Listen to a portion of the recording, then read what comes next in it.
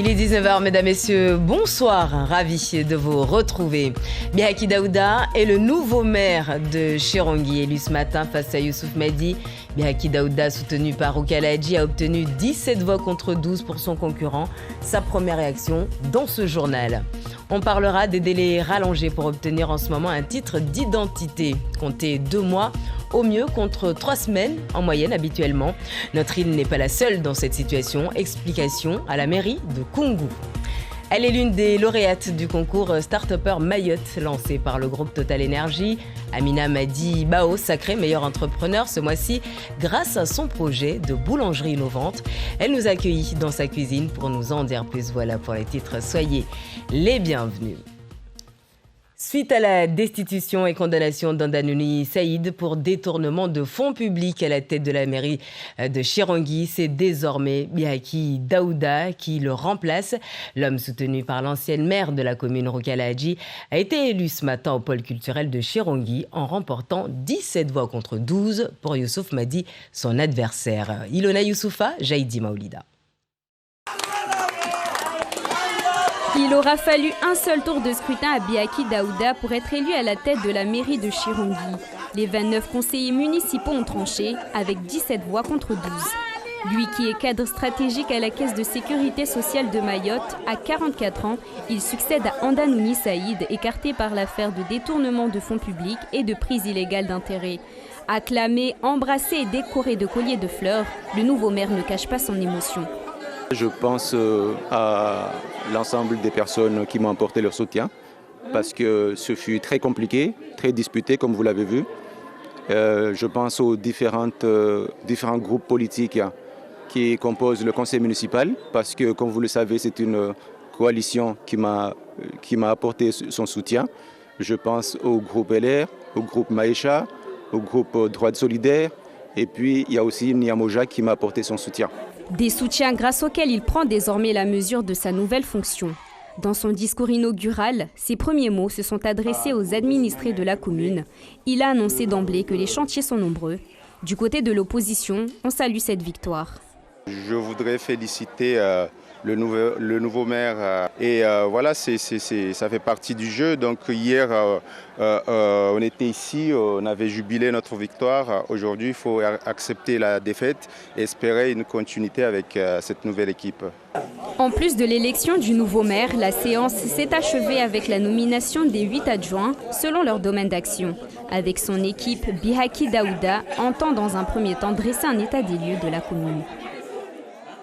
Bihaki Daouda, nouvel homme fort de Chirangui. Au niveau du gouvernement, la nouvelle chef s'appelle Elisabeth Borne. L'ancienne ministre du Travail a pris la place de Jean Castex à Matignon et souhaite aller plus vite et plus fort tout en étant candidate aux législatives dans le Calvados.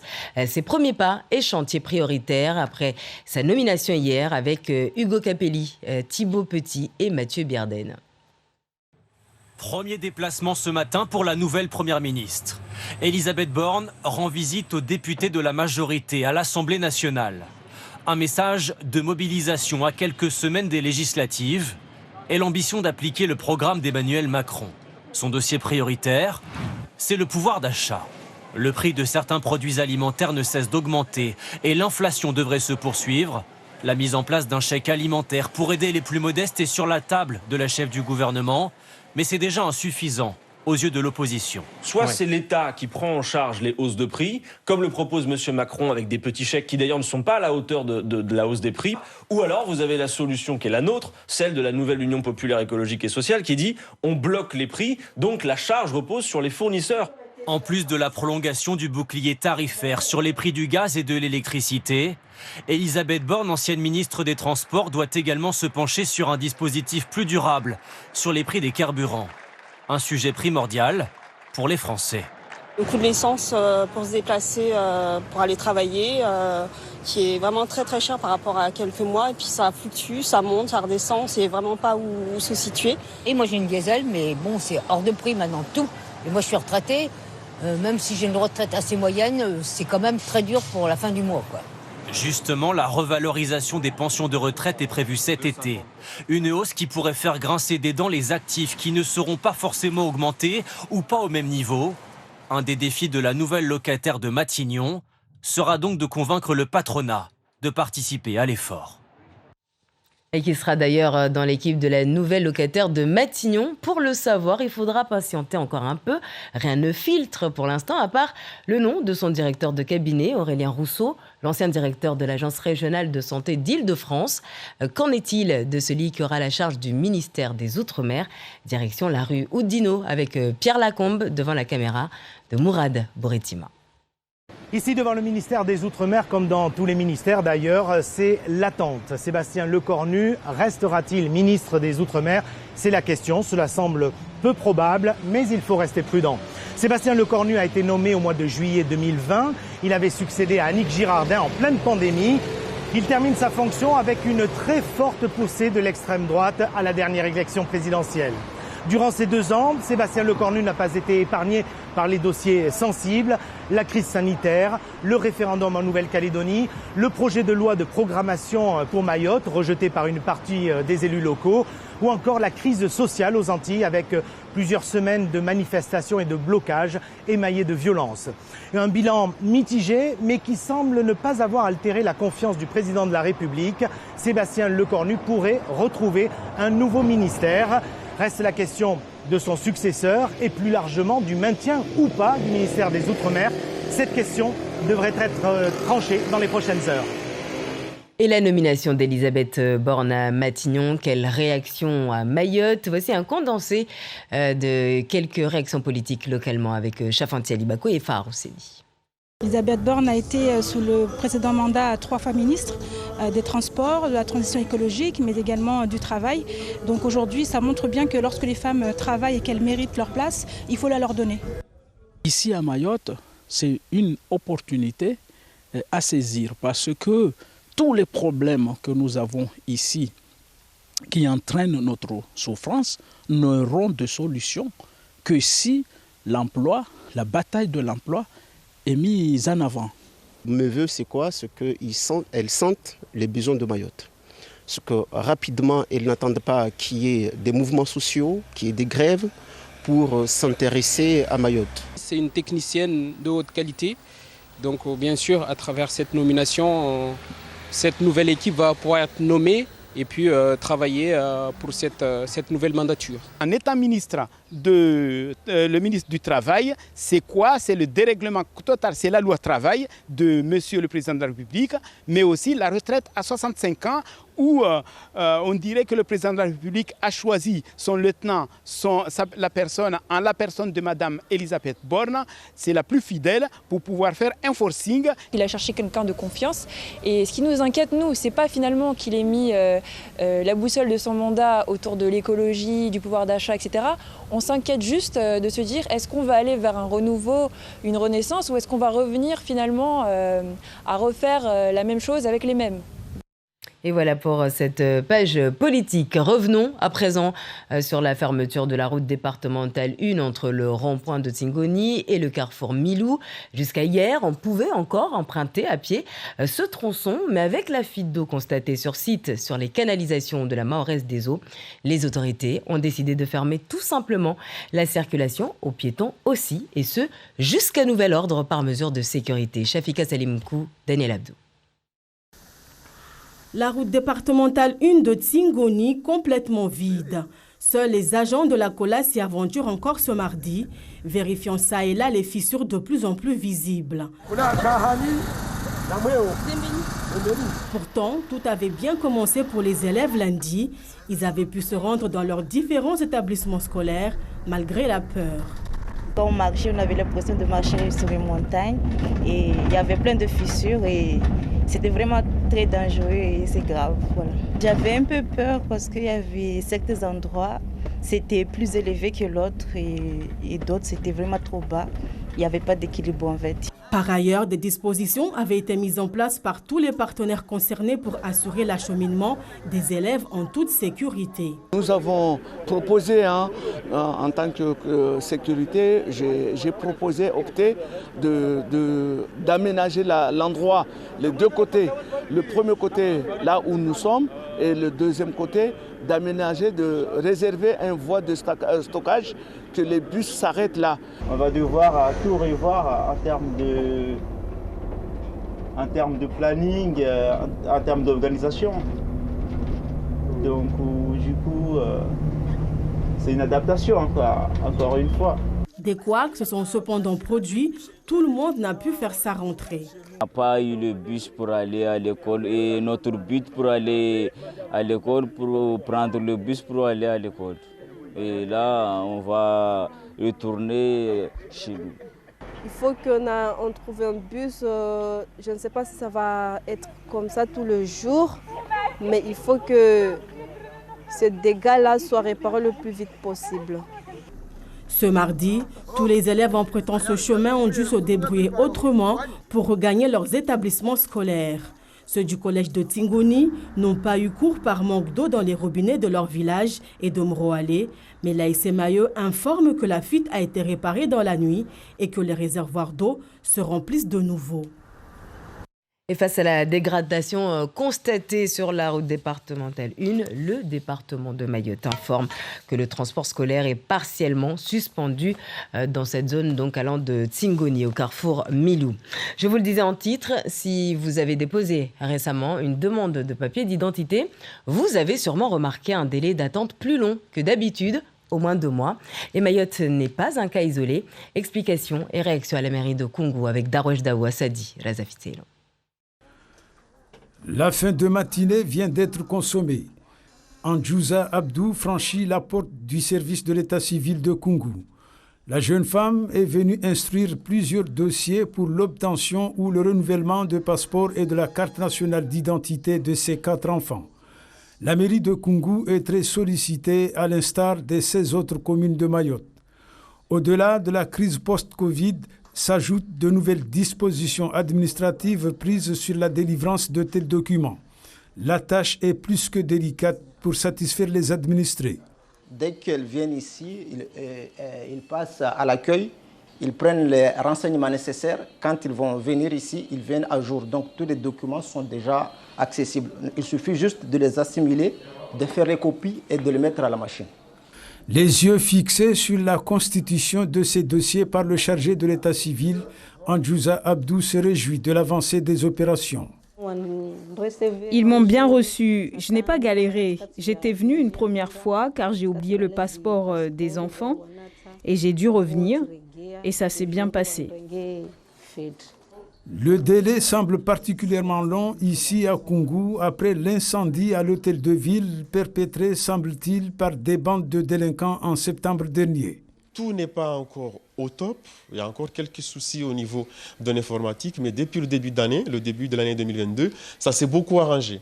Nous avons la possibilité d'accueillir les gens très convenablement. Donc on a aussi des sites sur Longoni et sur Majikavo Koropa pour éviter que tout le monde se retrouve en un seul endroit à Koungou. Même s'il s'active ardemment pour faire face à la demande pressante des administrés, le service de l'état civil de Koungou se heurte à une autre problématique de taille. Avec la dématérialisation où tout se passe sur Internet, la plupart des demandes, donc nous ne sommes pas à l'abri d'un risque de fraude. On a décelé tout le temps. On fait appel aux gendarmes qui arrivent, mais après on n'a plus de suite. Ça n'a plus de notre ressort, ça devient judiciaire et là la machine est lancée et on n'a plus de suite. Mais la fraude, elle existe. De janvier à mars 2022, 350 dossiers ont été traités ici, soit l'équivalent de tout le travail sur le même type d'opération pour l'année précédente. Et l'actualité, c'est aussi cette remise de prix ce matin au collège Ali Alidi de Chiconi. 7 établissements du premier et du second degré ont été récompensés dans le cadre du concours Mediatix organisé par le CLEMI, le centre de liaison de l'enseignement et des médias de l'information. Écoutons à ce propos Eric Michaeli, coordinateur du CLEMI, au micro de Daniel Abdou. On est très fiers, on remercie nos profs, les personnes qui ont participé. à ce journal. Je suis vraiment contente. J'aimerais remercier toutes les personnes qui sont là et aussi nos profs. J'ai aimé, c'était vraiment un truc formidable. C'est un concours de médias scolaires qui permet de récompenser des journaux scolaires, des web TV, des web radios, des vidéos, des podcasts, etc. De donner la parole aux élèves. Les médias scolaires sont vraiment très importants puisque nous sommes dans une perspective de généralisation de l'éducation aux médias et à l'information dans l'éducation nationale. C'est un vœu, c'est un souhait, une recommandation de notre ministère de l'Éducation nationale. Et donc, il s'agit de valoriser la parole des jeunes. Il s'agit, par le biais des médias scolaires, de pratiquer, de savoir ce qu'est un média, de savoir quel est le rôle des médias, qu'est-ce que c'est qu'une information, de travailler sur la citoyenneté, de travailler sur le numérique. Et avant la réaction d'Eric Michaeli, vous avez pu entendre celle des élèves. Elle aussi a été récompensée en ce mois de mai pour son projet de boulangerie innovante dans le cadre du challenge Start-Upper Mayotte lancé par le groupe Total Energy. Je vous parle d'Amina Madibao qui a remporté le prix du meilleur entrepreneur. Et ses recettes y seraient pour quelque chose. De quoi nous donner faim à cette heure-ci. Chafanté Alibako et Farouseni l'ont retrouvée chez elle à Kanibé. Sa cuisine est devenue son laboratoire. Ici même, Amina a confectionné en novembre dernier son tout premier gâteau à base de fruits à pain. J'ai eu l'idée d'en faire une purée. Et puis comme j'en avais fait trop, je n'aime pas le gaspillage, donc j'étais en train de me dire comment je peux le transformer pour faire autre chose que de la purée ou qu'on mange d'habitude. Puis c'est là où l'idée m'est venue à me dire gâteau, voyons. Avec ses créations audacieuses, Amina a séduit tout son entourage, comme nous, devant ses muffins aux fruits à pain et pistaches. C'est super bon. Oui. Et vous trouvez comment ce petit... En fait, c'est plus léger c'est plus moelleux, plus léger qu'un gâteau à base de farine. Oui. Et puis j'aime bien parce qu'il y a le côté un peu onctueux derrière. Consciente du potentiel de son idée, la jeune femme de 32 ans garde ses recettes bien secrètes car elle nourrit de grandes ambitions.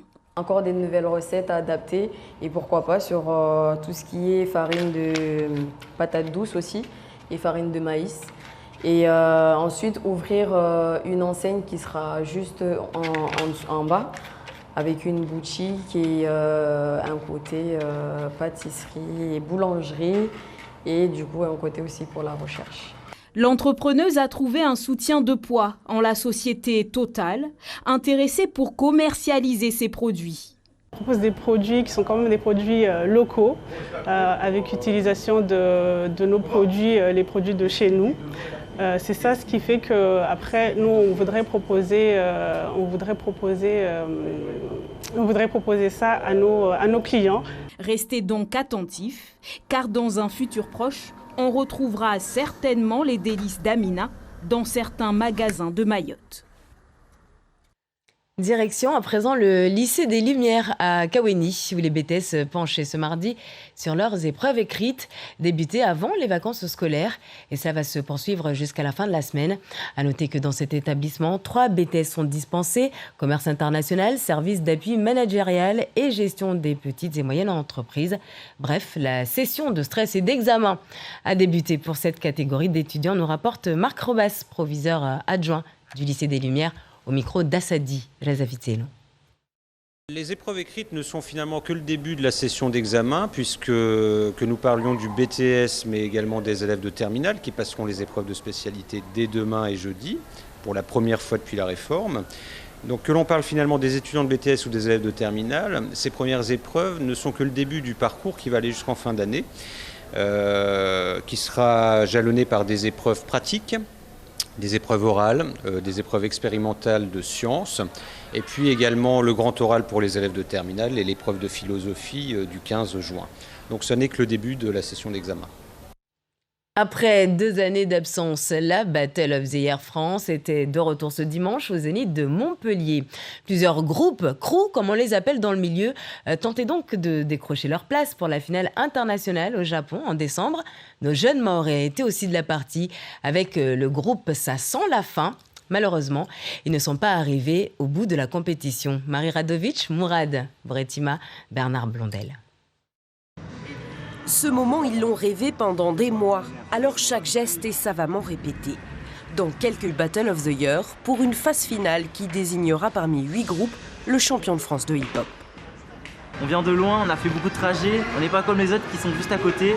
C'est pas un événement banal pour nous et je pense que c'est ça qui va faire notre différence. La pression monte aussi pour les b-boys de Mayotte. Emmenés par quelques anciens, la plupart font leur premier pas dans la grande cour du breakdance français avec l'envie de casser les codes. À Mayotte, les jeunes, on dit tous, ils font de la violence, mais nous, on veut montrer le contraire, qu'on peut faire autre chose au-delà de la violence. Donc, c'est ce qui nous a amené à faire ça et être différent et différencier de ces gens-là. Une énergie qui explose lors du premier passage sur scène pour un show chorégraphié. Puis vient l'étape redoutée des battles, des face-à-face éliminatoires, jusqu'au duel final. Dès les quarts de finale, les Mahorais s'inclinent face aux Lyonnais de tie-break. Les Réunionnais, eux, ont tiré l'un des favoris du tournoi, le crew Immigrants venu de Bordeaux. La compétition est acharnée. Ça pour Ultimatum Crew.